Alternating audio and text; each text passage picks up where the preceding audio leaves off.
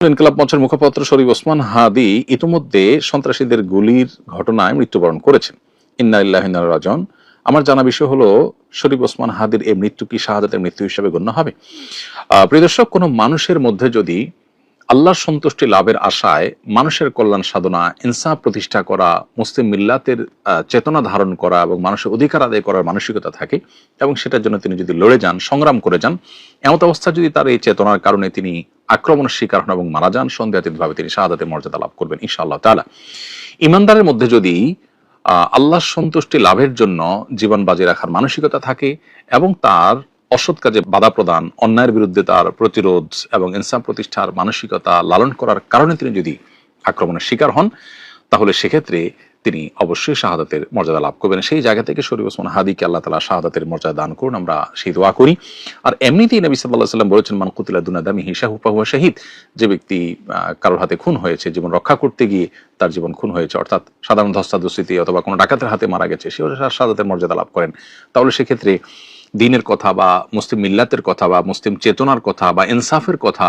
বা মানুষের অধিকারের কথা যদি কেউ বলতে যান মুসলিম হয়ে এবং আল্লাহর কাছ থেকে যদি বিনিময় আশা করেন, তাহলে তিনি অবশ্যই শাহাদাতের মর্যাদা লাভ করবেন। অনেকে আছেন যারা বিপ্লবী মানসিকতা ধারণ করেন, তারা অন্যায়ের বিরুদ্ধে সংগ্রাম করেন,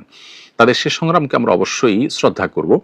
কিন্তু তার মধ্যে যদি আল্লাহর প্রতি বিশ্বাস না থাকে অথবা তিনি যদি এই সংগ্রামটা করেন তার মানবিক চেতনা থেকে শুধুমাত্র, এর জন্য তিনি আল্লাহর কাছ থেকে কোনো বিনিময় আশা করেন না, আল্লাহর সন্তুষ্টি লাভের আশায় করেন না, কোরআন হাদিসের নির্দেশনার কারণে করেন না, তাহলে সেক্ষেত্রে তার এই আত্মত্যাগটা শাহাদাত হিসাবে বিবেচিত হবে না।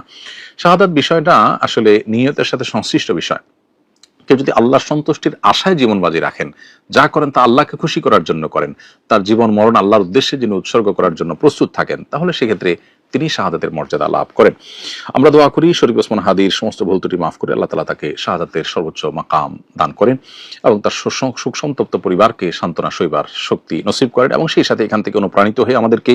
আল্লাহর সন্তুষ্টির লাভের আশায় জীবন বাজি রাখার মানসিকতা আমাদেরকে ধারণ করার তৌফিক দান করুন। বস্তুবাদের এই পৃথিবীতে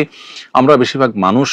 দুনিয়ার মোহে এতটা মোহাবিষ্ট হয়ে গেছি যে আমরা প্রত্যেকটা মানুষ শুধু বাঁচার জন্য সংগ্রাম করি এবং মরতেই যখন হবে তখন আল্লাহর রাহে আমি জীবন বাজি রেখে যেন মরতে পারি, আমি যেন অন্যায়ের বিরুদ্ধে কথা বলতে গিয়ে যেন আমার মৃত্যু হয়, আমার মৃত্যুটা যেন শাহাদাতের মৃত্যু হয়, আল্লাহর সন্তুষ্টি লাভের আশায় যেন আমি জীবন বাজি রাখতে পারি, সেই চিন্তা সেই চেতনা আমাদের প্রত্যেকটা মানুষের মধ্যে থাকা দরকার, যে ইমানদার আমাদের মধ্যে থাকা দরকার। আল্লাহ রাব্বুল আলামিন শরীফ ওসমান হাদির ভালো গুণগুলো দিয়ে আমাদের তরুণ সমাজকে ভরে দিন এবং সেই তরুণ সমাজকে অন্যায়ের বিরুদ্ধে ইনসাফ প্রতিষ্ঠার জন্য, ন্যায় নিষ্ঠ হওয়ার জন্য এবং মুসলিম মিল্লাতের কল্যাণ সাধন করবার জন্য এবং আল্লাহর সন্তুষ্টির উদ্দেশ্যে মানবতার কল্যাণ সাধন করবার জন্য সবাইকে দুনিয়ার লোভ মোহের ঊর্ধ্বে উঠে